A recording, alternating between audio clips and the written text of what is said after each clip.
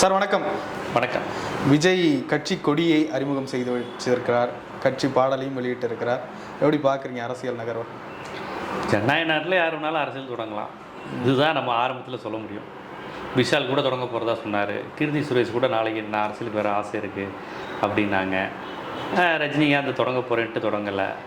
கமல்ஹாசன் தொடங்கி அவரும் பாவம் இப்போ ராஜ்யசபா சீட்டாக ஒரு ராஜ்யசபா சீட்டு கேட்டிருக்கிறாரு. ஸோ அந்த நடிகர்கள் வரிசையில் விஜய் ஆரம்பித்திருக்கிறார். இது எப்படி போவார் அப்படிங்கிறத இனி அவர் வரப்போகிற விஷயங்கள், எந்த அளவுக்கு ஒன்றிய அரசை எதிர்க்கிறார், இந்த மாதிரி பல்வேறு விஷயங்களை வைத்து தான் அவருடைய கட்சி வளர்ச்சியை நம்ம தீர்மானிக்க முடியும். கட்சி கொடியில் எதுவும் சிம்பாலிக்காக எதுவும் தெரியுதா உங்களுக்கு? இல்லை, கட்சி கொடியில் அவர் ரசிகர்களை தோழர்களையும் மாற்றினார்ல, என் நெஞ்சில் குடியிருக்கும் தோழர்களையும் மாற்றினார். அப்போ இங்கே ஒரு இடதுசாரி சிந்தனை வேணும் அப்படிங்கிற விஷயத்த அவர் பேசுகிறார். தமிழ்நாட்டை பொறுத்தவரையும் ஒரு திராவிட இயக்க அரசியல், ஒரு இடதுசாரி அரசியல், மொழி சார்ந்த அரசியல், இதுதான் தமிழ்நாட்டு அரசியலை தீர்மானிக்குது. இதை பேசிய திராவிட கட்சிகள் தான் எங்கள் ஆட்சியில் இருக்குது. புரியுதுங்களா? ஆக இந்த மாநில சுயாட்சி, மொழி உணர்வு அடிப்படையில் நான் ஒரு முதலாளிக்கு எதிரானவன், தொழிலாளர்களுக்கு ஆதரவானவங்கிற இந்த கான்செப்ட் தமிழ்நாட்டில் ஜெயிக்குங்கிறது விஜய்க்கு தெரிஞ்சிருக்கு. அது ரொம்ப புத்திசாலித்தனமாக அவர் அந்த சிவப்பு இதை வச்சுருக்கிறாரு. மஞ்சள் அப்படிங்கிறத எந்த அடிப்படையில் வச்சாரு எனக்கு தெரியல. மஞ்சளுங்கிறது இங்கே ஃபார்வர்ட் பிளாக்கு, பாமக நிறைய கொடிகளுக்கு இருக்குது. இருந்தாலும் இப்போ நிறைய கட்சி கொடியிலே எல்லா கலரும் மாறி வந்துருச்சுல. அவர் என்ன கலர் தான் வைப்பார், அதையும் நீங்கள் யோசித்து பார்க்கணும்ல. எந்த கொடி தானே வைக்கிறது, எல்லா கலருமே எங்கள் ஹவுஸ்ஃபுல் ஆகிடுச்சுக்கிறப்பல மஞ்சள் வச்சுருக்கலாம். மஞ்சள்ங்கிறத கொஞ்சம் ஒரு ஆன்மீகவாதிகள் அப்பீஸ் பண்ணுற ஒரு மஞ்சள் மங்களகரம் அப்படின்னு கூட யோசித்திருக்கலாம். ஏன்னா அவர் ஒன்றும் பெரிய லெஃப்ட்டு கம்யூனிஸ்ட்டுன்னு சொல்ல முடியாதுல்ல. அவருடைய ஒரு மத மறுப்பாளர், ஒரு பொருள் முதல்வாதிங்கிற அடிப்படையிலையும் கிடையாதுல்ல. அவங்கெல்லாம் எல்லாரையும் அப்பீஸ் பண்ணணும்னு நினைப்பாரு. அந்த அடிப்படையில் மஞ்சளையும் வச்சிருக்கலாம். அந்த பூ ஒன்று சொல்கிறாங்க, வெற்றி, இது சம்திங், அதெல்லாம் தமிழ் இலக்கியத்தில் இந்த வாகை பூ, வாகை திணை, இதெல்லாம் கேள்விப்பட்டிருப்போம்ல. வாகை அப்படிங்கிறது வெற்றிங்கிறது அந்த அடிப்படையில். அதான் அந்த தமிழ் ப்ரைடை அவர் முதன்மைப்படுத்துகிறாருங்க. தமிழ் ப்ரைடுங்கிறது தமிழ்நாட்டில் அந்த அரசியல். ஏன்னா பாஜக தமிழ் அரசியலுக்கு எதிராக இருக்குது. ஏற்கனவே எங்கள் தேசிய அரசியல் இருக்குது. அப்போ அவர் என்ன அடிப்படையில் எடுக்கிறாரு, நான் ஒரு இடதுசாரி சிந்தனை கொண்ட ஒரு தமிழ் உணர்வாளன், ஒரு மாநில உணர்வாளன், எங்கள் தமிழ்நாட்டு தமிழர்களுக்கு ஒரு அடையாளம் இருக்குங்கிற அந்த அரசியல் அவர் கையில் எடுக்கிறார். அதுதான் அந்த கொடிகளை காமிக்கிறார். நிறைய இன்னைக்கு போட்ட உடனே நிறைய அதுக்கான அந்த மீம்ஸ்லாம் வந்துக்கிட்டே இருக்கு. அதே போல் இருக்கக்கூடிய கொடிகள்லாம் போட்டு இது ஒரு சாதிய கொடி, இந்த கலர், இந்த சாதி, கர்நாடகா கொடிங்கிறாங்க, மட்டால் நாகராஜ் கொடி, கர்நாடகா தனி கொடி இதுதான் அப்படிங்கிறாங்க. செவிகால் யானையில சரத்குமார் கொடி கூட இப்படி தானே இருந்துச்சு. ஒரு கட்சி நடத்தினார்ல, அகில இந்திய சமத்துவ மக்கள் கட்சி, அவரே மறந்துருப்பாரு, நம்ம நான் வச்சிருக்கோம். அந்த கொடி கூட ஒரு மஞ்சள் பாட்டாளி மக்கள் கட்சியினுடைய கட்சியில இருக்கு. கலர் பிரச்சனையும் இருக்குல்லங்க. இருக்கிற கலரை வச்சு எத்தனை கொடி தான் கட்ட முடியும்? அதனால இனிமேல் இருக்கிறதுல கொஞ்சம் மிக்ஸ் பண்ணி தானே கட்ட முடியும். அதனால ஒரு கொடியை எடுத்திருக்கிறாரு. ஆனால் காவி வந்து விடக்கூடாதுன்னு தெளிவாக இருந்திருக்காரு. இதுவே லைட்டாக காவி மாறி இருக்கிறதுன்றத மாதிரி தானே சொல்கிறாங்க. இந்த கொள்கை தெளிவோடு இருக்காருன்னு நினைக்கிறீங்களா? அவர் கொள்கை என்னன்னு முதல்ல நமக்கு தெரிஞ்சாதான் அவர் தெளிவோடு இருக்காரா குழப்பத்தில் இருக்காரான்னு தெரியும். ஒரு தலைவர்கள் பேரை இப்போ கூட கட்சி கொடிகளுக்கான காரணத்தை இன்னொரு நாளில் அறிவிப்பேன்னு தானே சொல்லியிருக்காரு. ஆமாம், இதுக்கான காரணம் நீங்கள் கேசிட்டு இருக்கீங்க, நான் ஒரு இன்டர்பிரேஷன் கொடுக்குறேன். ஆனால் உண்மையான அர்த்தம் என்னன்னு விஜய் தான் சொல்லணும். அதை நான் இப்போ சொல்ல மாட்டேன், இன்னொரு நாளைக்கு சொல்கிறேன்னு சொல்லிட்டு போயிட்டார். தொடர்ந்து பார்க்குறோம். ஒரு 6 மாதமாக இந்த ஒரு கான்ட்ரவர்சி போயிட்டு இருக்கு. விஜய் அரசியலுக்கு வருவேன்னு சொன்னதுல இருந்து எதுவும் அதிர்வுகளை கொடுக்குது அது தமிழ்நாடு அரசியல்? தமிழ்நாடு அரசியலை பொறுத்தவரையும் டெல்லி எதிர்ப்பு அரசியலுங்கிறது அடிப்படையான அரசியல். அதை இப்போ செய்யக்கூடிய அரசாக தமிழ்நாடு அரசு இருக்குது. தமிழ்நாட்டில் உள்ள திமுக கூட்டணி இது டெல்லி எதிர்ப்பு அரசியலில் இருக்குது. இப்போ இவர் இந்த இந்தியா கூட்டணி பேட்டர்ன், இப்போ அவருக்கு சாய்ஸ் இப்போ இந்தியா கூட்டணி, பாஜக கூட்டணி தான். இது இரண்டில் அவர் எந்த பேட்டர்னை ஃபாலோ பண்ண போகிறாருங்கிறது தான். எனக்கு தெரிஞ்சு அவர் இந்தியா கூட்டணி பேட்டர்னை தான் ஃபாலோ பண்ணுவார். அதாவது ஒரு பாஜக எதிர்ப்பு, ஒரு மதவாத எதிர்ப்பு, தமிழர்களுக்கான உரிமை, இதை பேசினா தான் நிலைக்க முடியும்னு தெரிஞ்சிருக்கு. அதை குரலாக கொடுப்பாரா, வெறும் அறிக்கைகளாக கொடுப்பாரா, இறங்கி தமிழ்நாட்டுக்காக நீட் எதிர்ப்பு, ஜிஎஸ்டி, நிர்மலா சீதாராமன் ஏன் எங்களுக்கு நிதி தரலன்னு இறங்கி நின்று கேட்பாரா, இதெல்லாம் போக தான் பார்க்கணும். ஆனால் இப்போதைக்கு நான் வருவேன் என்பதை 100 விழுக்காடு உறுதி செஞ்சுட்டாரு. கட்சி கொடியெல்லாம் அறிவிச்சிட்டார். கொள்கை என்னங்கிறது அவர் அறிவிக்கணும். அறிவிச்சு ஒரு சாயல் காமிச்சிருக்காரு. நான் பிஜேபி கொள்கையை இது பண்ண மாட்டேன் அப்படிங்கிற மாதிரியான ஒரு உணர்வை வெளிப்படுத்துகிறார். அவருடைய வார்த்தைகள் வரக்கூடிய தோழர்கள், அது தமிழர் தொன்மை, நம்ம தமிழருடைய வழி வந்தவங்க, இந்த அடையாளத்தை விட்டு தர மாட்டேன், இந்த மாதிரி விஷயங்களை அவர் பதிவு செய்கிறார் இல்லையா? இதுலேருந்து இது எல்லாமே பாஜகவுக்கு எதிரான அடையாளம். ஸோ அவர் பாஜக எதிர்ப்பாளரான்னு எனக்கு தெரியல. ஆனால் பாஜக எதிர்ப்பு அரசியல் செய்தாதான் தமிழ்நாட்டில் நிலைக்க முடியுங்கிற அந்த சாதுரியம் இருக்குது. யாரோ ஒருத்தர் அவர் அப்படி ஏற்கிறாங்க அப்படின்னு தான் நான் பார்க்குறேன். ஆனால் தமிழ்நாட்டில் அரசியல் செய்யணும்னா பாஜக எதிர்ப்பு அது ஒரு பார்ட்டு, இருக்கக்கூடிய ஒரு மாநில கட்சி இருக்கும். திமுகவை தைரியமாக எதிர்ப்பாருன்னு நினைக்கிறீங்க? தெரியலையே, அது தெரியல. திமுக இன்னொன்னுங்க, இவர் கட்சி ஆரம்பிச்சா எல்லா கட்சியும் எதிர்த்து தானே ஆகணும், என்ன கேள்வி? இல்லாட்டி திமுகவோட போய் சேர்ந்துட வேண்டியதானே அவர். கட்சின்னு ஒன்று ஆரம்பிச்சாருன்னா இருக்கிற எல்லா கட்சிக்கும் அவர் எதிர்பார்ப்பார் தான் அர்த்தம். இல்லைன்னா அவர் சீமான் கட்சியில் போய் சேர்ந்துடலாம், பாமகவில் சேர்ந்துடலாம், பிஜேபியில் சேர்ந்துடலாம்ல. அப்போ எந்த கட்சியோட கொள்கையிலும் எனக்கு உடன்பாடு இல்லை, நான் ஒரு கட்சி ஆரம்பிச்சு நான் நாட்டை திருத்த போறேன்னு சொல்லி தானே அவர் ஆரம்பிச்சிருக்காரு. அதனால இதை எதிர்பாரா அதை எதிர்பாரான்னு சொல்ல முடியாது. அவருடைய பேட்டர்ன், அந்த பிஹேவியர், எப்படி அரசியலை வழிநடத்த போகிறோம் என்பதற்கு நான் காவி இல்லை அப்படின்னு காமிச்சிக்க வேண்டிய தேவை அவருக்கு இருக்குது. அதை அவர் காமிக்கிறார். ஏன்னா ஆன்மீக அரசியல் இங்கே ஏற்கனவே தோற்று போனது அவருக்கு தெரியும். மையம்னு ஆரம்பித்து கடைசியில் பாவம் என்ன ஆச்சுன்னு எல்லாருக்கும் தெரியும். இந்த சூழ்நிலையில் ரஜினி கமல் செஞ்ச மாதிரி நம்ம அப்படி கிடையாது. நம்ம வந்து இங்கே தமிழ்நாட்டில் ஒரு திராவிடியன் பாலிடிக்ஸு, ஒரு மொழி உணர்வு அரசியல், இதையெல்லாம் கையில் எடுத்தால் தான் தமிழ்நாட்டில் ஜெயிக்க முடியும்னு தெரியுது. மொழியை எடுத்த திராவிட கட்சியில் தான் தமிழ்நாட்டில் ஆட்சி செஞ்சுக்கிட்டு இருக்கு. ஸோ இங்கே மொழி உணர்வை எடுத்தால் தான் ஜெயிக்க முடியும், சாதியோ மதத்தையும் எடுத்தால் தமிழ்நாட்டில் ஜெயிக்க முடியாதுங்கிறத யாரோ நல்லா சொல்லியிருக்கிறாங்க. அப்படி ஒரு குழு அவர்கிட்ட இருக்குதுன்னு நினைக்கிறேன், டீமு. அந்த அடிப்படையில் அவர் அந்த பேட்டர்னில் போய்க்கிறார். பிஜேபியை வலிமையாக எடுத்தால் தான் ஜெயிக்க முடியும் அப்படிங்கிறத அவர் தெளிவாக இருக்கார்.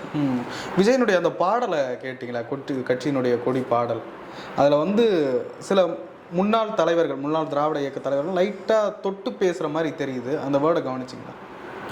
யார் காமிக்கிறாரு? 3 எழுத்து அந்த காலம் போய் இப்போ வேற 3 எழுத்து வருது அப்படின்னு சொல்றாரு. மேபி 3 எழுத்துனா எம்ஜிஆர்னு சொல்றாரா என்னன்னு தெரியல. இவர் விஜய் திருப்பி கேட்டுருங்க. விஜயனுடைய அந்த கொடி பாடலை கவனிச்சிங்களா? அதில் இதுக்கு முன்னாடி இருக்கின்ற அந்த திராவிட இயக்க தலைவர்களை லைட்டாக அப்படி தொட்டுட்டு இவரை காட்டுற மாதிரியான அந்த வரிகள் இருக்க மாதிரி தெரியுது. அதை எப்படி பார்க்குறீங்க? அதான் 3 எழுத்து அப்படின்னு சொல்கிறாரு. 3 எழுத்துனா திமுகன்னு சொல்லலாம். 3 எழுத்து, 3 எழுத்தில் என் மூச்சு இருக்கும் அப்படின்னு எம்ஜிஆர் பாடினது அண்ணாவை மனதில் வைத்து பாடினார், திமுகவை மனதில் வைத்து பாடினார். அதை கேட்கும்போது கடமை அப்படிங்கிற மாதிரி மாற்றினார். உடனே வந்து கிண்டல் அடித்தார் எம்ஜிஆரை. 3 எழுத்தில் என் மூச்சு இருக்குன்னா மூக்கை சொல்கிறாரு, மூக்கில் தான் மூச்சு இருக்கும், அதனால தான் அவர் மூக்குங்கிறாரு அப்படின்னு வந்து எம்ஜிஆர் கிண்டல் அடித்தார். ஸோ எம்ஜிஆர் வந்து திராவிட இயக்கத்தை சேர்ந்தவர், எல்லாருக்கும் தெரியும். அவர் வந்து ஒரு திராவிட இயக்க உணர்வாளர், அண்ணா பற்றாளர், திமுககாரர். ஸோ திமுககாரரான எம்ஜிஆர் 3 எழுத்துன்னு சொன்னது திமுகவை. இப்போ விஜய் 3 எழுத்துன்னு சொல்கிறாரு. அது விஜய்ங்கிற தன்னுடைய இதையே சொல்லிக்கிறாரா, இல்லை எம்ஜிஆர் சொன்ன அந்த திராவிடங்கிற கருத்தில் என்கிட்ட இருக்குன்னு சொல்லிக்கிறாராங்கிறத அவருடைய பின்னாடி செயலில் இருந்து எதையுமே ஒரு குழப்பமாக, ஒரு பூடகமாக அப்படி நினச்சிக்கோங்க அப்படிங்கிற மாதிரி கொண்டு போகிறதுங்கிறது சரி கிடையாது. இதையெல்லாம் விஜய் தெளிவுபடுத்துவார்னு நினைக்கிறேன். அந்த 3 எழுத்துங்கிறது என்னது? தமிழா, அறிஞர் அண்ணாவை தான் நீங்களும் எம்ஜிஆர் சொன்ன 3 எழுத்துங்கிறது அறிஞர் அண்ணா, நீங்களும் அண்ணாவை தான் சொல்கிறீங்களா? நீங்கள் திமுகவை சொல்ல முடியாது. திமுக நீங்கள் ஒரு கட்சியாக மாறிடுச்சு, தனியாக கட்சியாக இருக்குது, நீங்கள் வேற ஒரு கட்சி. இப்போ யார் அந்த 3 எழுத்து அப்படிங்கிறத அவர் தான் சொல்லணும். இந்த மாதிரி ஊகங்களாக, இது ஒரு விவாதங்களாக இருக்கட்டும்ங்கிற மாதிரி அப்படியே விட்டுறக்கூடாது. இதுக்கு விளக்கம் தரணும். விஜய் என்ற ஒற்றை மனிதர் தான் இப்போ அந்த கட்சியினுடைய ஐடென்டிட்டியாக இருக்காரு. இது மட்டும் போதுமா? விஜய்ங்கிற ஒற்றை மனிதர் மட்டும் இருந்து அது ஒரு கட்சி டெவலப் ஆக முடியாது. இப்போ எம்ஜிஆர் டெவலப் ஆனார்னா, எம்ஜிஆர் திமுககாரர். திமுகவில் 2 முறை சட்டமன்ற உறுப்பினர், பொருளாளர், சிறு சேமிப்பு துணைத் தலைவர், இவ்வளவு பொறுப்புகளை வைத்த எம்ஜிஆர் வந்து அப்படியே கட்சி ஆரம்பித்தார். அப்போ திமுகவுடைய பாதிப்பு அவரிடம் இருந்தது. உங்கள் கொள்கை என்னங்கிறப்ப திமுக கொள்கை தான் என்னுடைய கொள்கைன்னு அவர் சொல்லிட்டார். கருணாநிதி எதிர்ப்பு, ஆனால் திமுக கொள்கை அண்ணாயிசம். இந்திய எதிர்ப்புலலாம் திமுகவும் அதிமுகவும் இரட்டை குழல் துப்பாக்கின்னு ஓப்பனாக சொன்னார் அவர். ஸோ அவருடைய கொள்கை என்னன்னு எல்லாருக்கும் தெரியும். தனியாக போய் எம்ஜிஆர்ட்ட உங்கள் கொள்கை என்னன்னு கேட்க வேண்டிய அவசியம் இல்லை. இப்போ விஜயை பொறுத்தவரையும் அதனால் எம்ஜிஆர் தனியாளாக மட்டும் இல்லை, எம்ஜிஆருக்கு முன்னாடி அது திராவிட இயக்க பின்புலம் இருந்தது, அந்த அனுபவம் இருந்தது. அது போக அன்றைக்கி டெல்லி அவருக்கு உதவி செஞ்சிச்சுலாம் நிறைய சொல்கிறாங்க. அது ஒரு விமர்சனமாக இருந்தது. அந்த அவரை திமுகலேருந்து பிரிக்க பயன்படுத்தினாங்கிறதுலாம் தனி அரசியல். அப்புறம் எம்ஜிஆருக்கு பலம் சேர்க்க நாவலர் கூட வந்துட்டார், மதியழகன் எம்ஜிஆர் கூட வந்துட்டார், கே கிருஷ்ணசாமி கூட வந்துட்டார். இவங்க எல்லாம் கிட்டத்தட்ட பேராசிரியர் அன்பழகனை தவிர முக்கியமான தலைவர்கள் எல்லாருமே எம்ஜிஆரோட வந்தாங்களே. ஸோ அந்த பலமெல்லாம் சேர்த்து தான் எம்ஜிஆரால் ஒரு கட்சியை நடத்த முடிந்தது, ஆட்சியை பிடிக்க முடிந்தது. இப்போதைக்கு விஜய்க்கு பின்னாடி அப்படி பலமான ஆட்கள் யார் இருக்காங்க என்னன்னு தெரியல. பவர் பாலிட்டிக்ஸையும் தெரிந்து கருத்தியல் செறிவும் நிறைந்த தலைவர்கள், ஆளுமைகள், எழுத்தாளர்கள், சிந்தனையாளர்கள், இந்துத்துவ எதிர்ப்பாளர்கள் எத்தனை பேர் விஜய் பின்னாடி இருக்கிறாங்கன்னு தெரியல. அதெல்லாம் தெரிஞ்சால் பேச முடியும். ஆனால் எம்ஜிஆருக்கு இருந்த பலம் விஜய்க்கு கிடையாது இப்போ உள்ள சூழல். ஏன்னா எம்ஜிஆருக்கு இருந்த காலகட்டத்தில் ஒரு நல்ல ஒரு திராவிட இயக்க செறிவுள்ள அறிஞர்கள் அவர் பின்னாடி இருந்தாங்க. எம்ஜிஆருங்கிற தனியால் இல்லை, ஈழப் பிரச்சனையை எப்படி அணுகிறதா இருக்கட்டும், டெல்லியை எதிர்கொள்வதாக இருக்கட்டும், சத்துணவு திட்டம், இப்படி எல்லா விஷயத்துக்கும் அவருக்கு வந்து ஒரு அடித்தட்டு மக்களுக்கு செய்யணுங்கிற உணர்வுலாம் இருந்தது. இடஒதுக்கீட்டில் அவர் கொஞ்சம் தவறான நடவடிக்கை எடுத்தபோது உடனே திருத்தி கொண்டு 68% இடஒதுக்கீடை கொண்டு வந்தார். இந்த மாதிரியான விஷயங்கள்லாம் நிறையா நடந்தது. திராவிட இயக்க பின்புலத்திலேருந்து வந்த எம்ஜிஆரே இடஒதுக்கீடு விஷயத்தில் கொஞ்சம் தரமாறி போனார். அதுக்கப்புறம் தன்னை திருத்தி கொண்டார். விஜயெல்லாம் அப்படி எல்லா விஷயத்திலும் தெளிவாக இருக்கிறாருன்னா அவர் பின்னாடி யார் இருக்கா என்னங்கிறதுலாம் கொஞ்சம் வெளியே வந்தால் நமக்கு தெரியும். அப்போ ஸ்ட்ராங்கான அந்த அரசியல் பின்புலம் இல்லாதது, அந்த ஒரு அனுபவம் இல்லாத விஜய்க்கு ஒரு பெரிய டிராபேக் அப்படின்னு இல்லை, இருக்கா இல்லைன்னு தெரியலையே. திடீர்னு பாண்டே வெளியே வந்தாருன்னா என்ன பண்ணுவீங்க? பாண்டே அப்படி எட்டி பார்த்தாரு, நானே வணக்கம்னே நீங்கள் எங்கே இருக்கீங்க, தம்பி விஜயை பார்க்க வந்தேன் அப்படின்னா முடிஞ்சிச்சு. பழகருப்பியா தமிழறிமணின்னு போகிறாங்களா என்னன்னு தெரியல. அவங்கெல்லாம் போனாங்கன்னா கண்டிப்பாக திராவிட எதிர்ப்பு மனநிலையோடு தான் விஜயை வழி நடத்துவாங்க. பழகருப்பியா தமிழறிமணியெல்லாம் போனாங்கன்னா திராவிட எதிர்ப்பு மனநிலையில் தான் விஜயை வழி நடத்துவாங்க. ஸோ யார் அவர் பக்கம் போகிறா, இவர் யார், ஃபஸ்ட்டு இவருக்கு ஒரு ஐடியாலஜி தெளிவு இருந்தால் தானே நீங்கள் வரணும் வரக்கூடாதுன்னு சொல்ல முடியும். இல்லை, இவர் திராவிட இயக்கத்தை ஒட்டி போகிறார் அப்படின்ற மாதிரி உங்களால் புரிஞ்சுக்க முடியும். இவருடைய கொடிய அறிமுகம், இவருடைய உணர்வுகள், நீட் எதிர்ப்புன்னு பார்க்கும்போது இன்றைக்கி திராவிட இயக்க அரசியல் பிரதானமே நீட் எதிர்ப்பு தான். நீட் எதிர்ப்பு. தமிழ் தேசியவாதிகளும் எதிர்க்கிறாங்கல்ல. தமிழ் தேசியம் திராவிடம் ஒன்று தானேங்க. அதுனா இது வேற அது வேறையாங்க. மொழி உணர்வு அடிப்படையாக வச்சு தானே திராவிட இயக்கம் வந்தது. தனித்தமிழ்நாடு கேட்டது பெரியார் தானே. வேறு யார் தமிழ் இன்னைக்கு பெரியார் எதிர்ப்பு தமிழ் தேசியவாதிகள் முன்னிறுத்துகிற மாப்போசிய பெரிய தமிழ் தேசியவாதிகள் இவங்க முன்னிறுத்துறாங்க. பெரியார் எதிர்ப்பு தமிழ் தேசியவாதிகள். அவர் தனித்தமிழ்நாடு என்னைக்கா கேட்டாரா? அவர் என்ன கேட்டார்? இந்தியை கொண்டு வாங்கன்னாரு. சமஸ்கிருதம் உயர்ந்த மொழினார். இதுதான் மாப்போசி. ஆனால் பெரியார் என்ன சொன்னார்? தமிழ் தான் உயர்ந்த மொழி, சமஸ்கிருதம் கிடையாதுன்னாரு. இந்தியை உள்ள விட மாட்டேன்னாரு. இவர் தான் திராவிட இயக்க தலைவர். அப்போ திராவிட இயக்கம் என்ன வேறு யாருக்கு என்ன செஞ்சது? திராவிட இயக்கம் தமிழ் மொழிக்காக பாடுபட்டுச்சு, தமிழர்களுக்காக பாடுபட்டுச்சு, தமிழர்கள் இடஒதுக்கீடுக்காக பாடுபட்டுச்சு, தமிழர்களிடையே இருந்த சாதி உணர்வு நீக்கணுக்காக பாடுபட்டுச்சு. அதானே தமிழ் தேசியம் வேற திராவிடம் வேறன்னு பேசுவதே ஆரிய சூழ்ச்சி, பார்ப்பனியத்தின் வெற்றி. தமிழே திராவிடம். யார் நீங்கள் தமிழனா திராவிடனா? தமிழன் தான் திராவிடம் தான். என்னை யாருன்னு கேட்டால் நான் தமிழன் தான் சொல்லுவேன். திராவிடங்கிறது என்ன எனக்கு எதிரானதா? திராவிடம் என்பது ஒரு மரபினம். தமிழன் என்பது என்னுடைய தேசிய இனம்.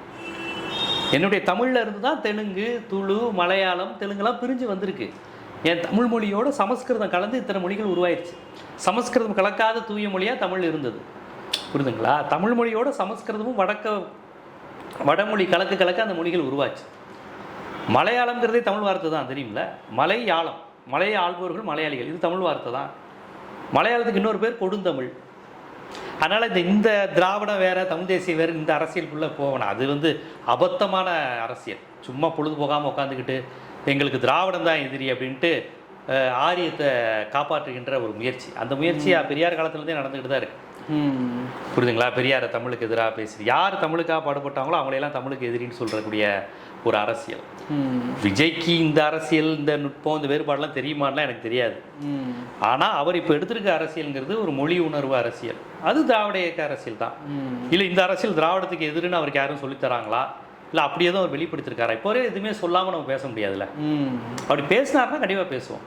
அவருக்கு அந்த கொள்கை தெளிவு இருக்காங்க. இப்போ வரையும் அவர் எடுத்திருக்கிறது ஒரு வடவர் எதிர்ப்பு, ஒரு டெல்லி எதிர்ப்பு அரசியலில் நான் உறுதியாக இருப்பேன். ஏன்னா அதுதான் தமிழ்நாட்டில் ஜெயிச்சிருக்கு. தமிழ்நாட்டில் வெற்றிங்கிறதே டெல்லி எதிர்ப்பு அரசியல் தாங்க. தமிழ்நாட்டில் வெற்றி மாநில கட்சியும் ஒன்று எதிர்க்கும் இல்லை சார் தமிழ்நாட்டில். அப்போ அந்த இடத்துல இப்போ இன்னைக்கு இந்தியாவுடைய மிகப்பெரிய விஷயமே ஒன்றிய அரசை எதிர்க்கிறது தாங்க. ஒன்றிய அரசை எதிர்க்காமல் நான் மாநில அரசை எதிர்ப்பேன் அப்படின்னு சொல்கிற அரசியலுங்கிறது ஒன்றியத்தின் சூழ்ச்சிக்கு பலியாகிற விஷயம்தான். பிகே வச்சு பீகாரில் ஒரு கட்சியை தொடங்கியிருக்கு பிஜேபி. இப்போ சம்போசோரனை வச்சு ஜார்க்கண்டில் ஒரு கட்சியை தொடங்கியிருக்கு. புரியுதுங்களா? அந்த மாதிரி ஒரு பார்ட்டா விஜய் மாறுவாரா, இல்லை உண்மையிலே டெல்லியை எதிர்க்கக்கூடிய, மதவாதத்தை எதிர்க்கக்கூடிய, ஒரு மாநில சுயாட்சியை ஆதரிக்கக்கூடிய ஒரு அமைப்பாக இருப்பாராங்கிறத பொறுத்து தான் தமிழ்நாட்டில். ஆல்ரெடி டிஎம்கேன்றது டெல்லியை எதிர்த்துக்கிட்டு தான் இருக்குது. அது பியூராக இருக்குது. அந்த ஒரு ஸ்ட்ராட்டஜியே விஜயும் அதை மட்டுமே கையில் எடுத்துட்டா அது எப்படி? அது ரொம்ப முக்கியமான அரசியலுங்க. நீங்கள் அதிமுகவுடைய அரசியல் என்னது, கொள்கை என்னது? டெல்லி எதிர்ப்பு தான், திராவிட அரசியல் தான். டெல்லியை போட்டு கண்ணில் வரல விட்டு ஆட்டினது ஜெயலலிதா தானே. ஜெயலலிதா அம்மையார் அளவுக்கு டெல்லியை எதிர்த்தவங்க டெல்லியை போட்டு மிரட்டி எடுத்துட்டாங்களே. மன்மோகன் சிங் பீரியடாக இருந்தாலும் வாஜ்பாயாக இருந்தாலும். அப்போ அதிமுகவுக்கும் டெல்லி எதிர்ப்பு வரலாறு இருக்குது. வைகோ கேட்டாலும் டெல்லி எதிர்த்தது தான் இன்றைக்கி அவருடைய வரலாறுன்னு சொன்னால் அவர் நான் அந்த அன்று ராஜீவ்காந்தியை பார்த்து கேட்டேன், தமிழர்களை சுட்டுக் கொள்வதற்கு நீங்கள் அனுப்பலாமா ஆயுதம் என்று கேட்டேன். அவர் உடனே அது தமிழர்களை கொள்வதற்கு என்று எழுதியிருக்கிறதா என்று கேட்டார். அப்போது நான் கேட்டேன், உங்கள் அம்மையார் அவர்களை சுட்டு கொன்றார்களே, அந்த துப்பாக்கியில் மட்டும் இது இந்திரா காந்தியை கொள்வதற்கான துப்பாக்கின்னு எழுதியிருந்ததா என்று கேட்டேன்கிறார். இது வைகோவுடைய ரொம்ப ஃபேமஸ் ஸ்பீச். நீங்கள் யாரை எடுத்துக்கிட்டாலும் நாங்கள் டெல்லியை எதிர்க்கிறோம் அப்படின்னு சொல்லிட்டு தான் தமிழ்நாட்டில் அரசியல் பண்ண முடியும். ஏன்னா அது ஒரு முக்கியமான ஆதிக்கம். நம்மகிட்ட வரி வாங்கிக்கிறாங்க, திருப்பி தர மாட்டேங்கிறாங்க. பேரிடர் வந்தால் தமிழ்நாட்டுக்கு நிதி தர மாட்டேங்கிறாங்க.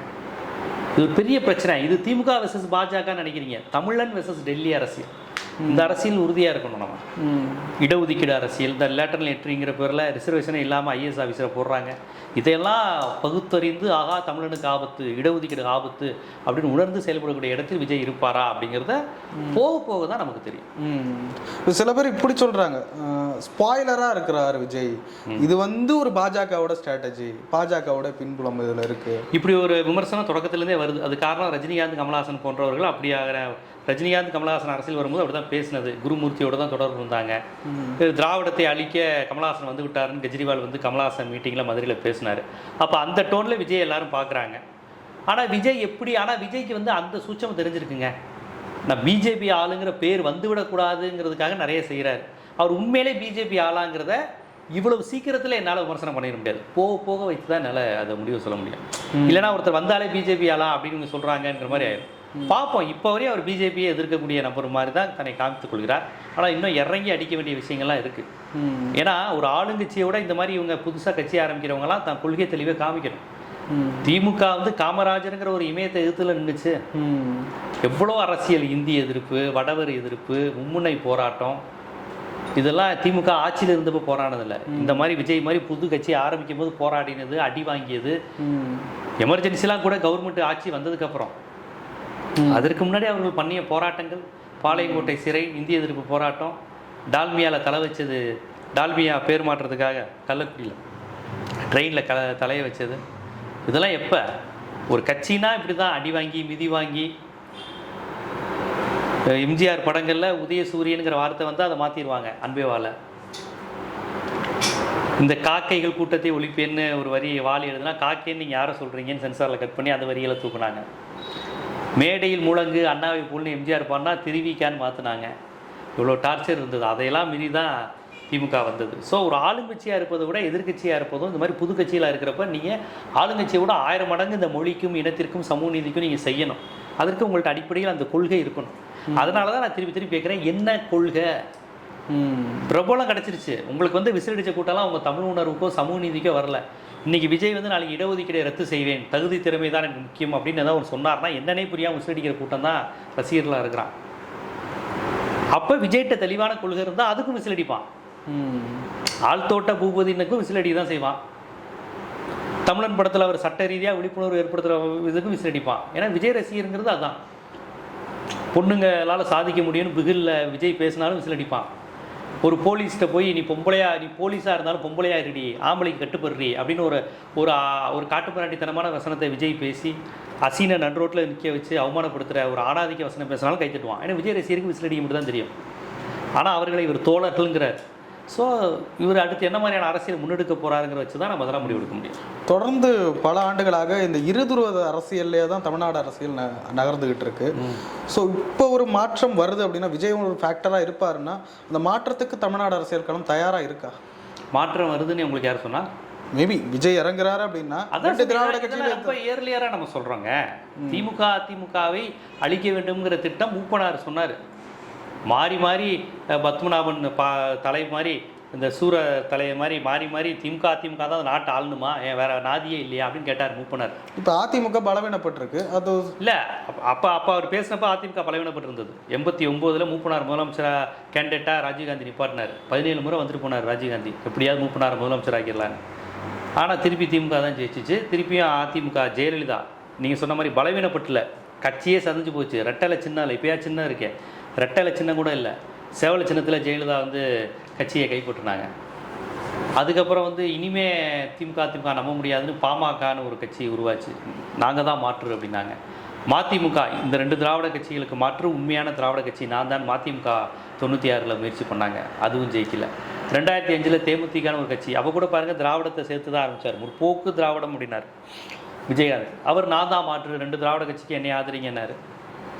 இன்றைக்கி வரைக்கும் அப்படி ஒரு விஷயம் நடக்கலை. அதுக்கப்புறம் 2011 நாம் தமிழரா நாம் தமிழர் நான் தான் அந்த 2 திராவிட கட்சி கிடையாது, நான் தான் முதலமைச்சர் கேண்டிடேட்னாரு. இன்னைக்கு வரைக்கும் அது நடக்கலை. அதனால் 2 திமுக அதிமுக இவங்க 2 பேரையும் அழிக்கணும்ன்ட்டு காங்கிரஸ் முயற்சி செஞ்சுருக்கு, பாமக முயற்சி செஞ்சுருக்கு, வைகோ முயற்சி செஞ்சுருக்காரு, நாம் தமிழர் முயற்சி செஞ்சுருக்காங்க. அவங்க அந்த வீரலட்சுமின்னு ஒரு லேடி முதற்கொண்டு 2016 எலெக்ஷனில் நாங்கள் தான் தனிக்க வர போகிறோம்னாங்க. இது போக மக்கள் நல கூட்டணின்னு ஒன்று ஆரம்பித்து 2 திராவிட கட்சியிலும் இல்லாமல் ஆக்க போகிறோம்லாம் முடிவு பண்ணாங்க. கடைசியில் அந்த கட்சிகள் தான் ஒன்றும் இல்லாமல் போயிட்டாங்க. அவங்க தான் படுதோல்வி அடைஞ்சாங்க. அந்த இதில் கூட அதிமுக ஆட்சி அமைச்சு திமுக தான், இன்னொரு திராவிட கட்சியான திமுக தான் மிகப்பெரிய எதிர்கட்சி இந்தியாவிலேயே. அப்போ 2016 இந்தியாவிலேயே மிகப்பெரிய எதிர்கட்சி திமுக. கலைஞருடைய சந்தித்த கடைசி தேர்தல் இப்போ கூட கலைஞர் வருத்தப்பட்டார், என்னை அழிக்க போகிறேன்னு சொல்லிட்டு நீங்கள் எல்லாம் போயிட்டீங்களேப்பா, ஒரு கம்யூனிஸ்ட் கட்சிக்காரன் கூட உள்ளே இல்லாத நிலைமை ஆக்கி விட்டீங்களே அப்படின்னு கலைஞர் வருத்தப்பட்டார். அதனால் இந்த 2 திராவிட கட்சியிலையும் அழிச்சிட்டு நாங்கள் வரப்போகிறோங்கிற கதைங்கிறது, அதுக்கான முயற்சிங்கிறது கிட்டத்தட்ட ஒரு 40 ஆண்டுகள் 38 ஆண்டுகளாக தொடர்ச்சியாக நடைபெற்று வருகிறது. பார்ப்போம். சீமான் ரொம்ப விரும்புகிறார் போல விஜய் தன் கூட வரணும்னு. அப்படின்னா சீமானுக்கு இது மிகப்பெரிய ஆபத்து. ஏன்னா இந்த குழந்தைகள் சிறுவர்கள் தான் விஜய்க்கு ஓட்டு போட போகிறாங்க. 13-18 வயசு ஆட்கள் தான் அப்படியே அவனுக்கு. ஏன்னா அவனுக்கு பெரிய ஐடியாலஜி கிடையாது. அவனுக்கு வந்து ஒரு என்ன சொல்கிறது, கரிஸ்மாட்டிக் இதுதான், க்ரௌட் புல்லிங் கான்செப்ட் தான். ஒரு கூட்டத்தை பார்த்து இது பண்ணுற மயக்கிற கூட்டம் தான். 8th ஸ்டாண்டர்ட் படிக்கிற பையன்லேருந்து காலேஜ் ஃபைனல் இயர் படிக்கிற பையன் வரையும் விஜய்க்கு கணிசமாக ஓட்டு போட ரெடியாக இருக்கிறாங்க. அந்த கூட்டம் தான் ஓரளவு. கொஞ்சம் பொலிட்டிக்கலாக இருக்கிற ஃபேமிலி உள்ள பையன் யோசிப்பான். பெரிய பொலிட்டிக்கலாக இருக்க சாதாரண குடும்பங்கள்லாம் அப்படி விஜய் ஏதோ ஒரு நடிகர் வர்றாரு, அந்த கவர்ச்சிக்காக ஓட்டு போட ரெடியாக இருக்கான். அதே கூட்டம் சீமானுக்கு இருக்குது. திமுகவை திட்டி ஓட்டு வாங்கக்கூடிய மிகப்பெரிய இளைஞர் கூட்டம் சீமானுக்கு இருக்குது. இப்போ விஜய் வந்தார்னா அந்த இளைஞர் கூட்டத்திலேருந்து கணிசமாக பிரியுங்கிறது தான் என்னுடைய அனுமானம். ஸோ சார், நிறைய விஷயங்களை பகிர்ந்து ரொம்ப நன்றி.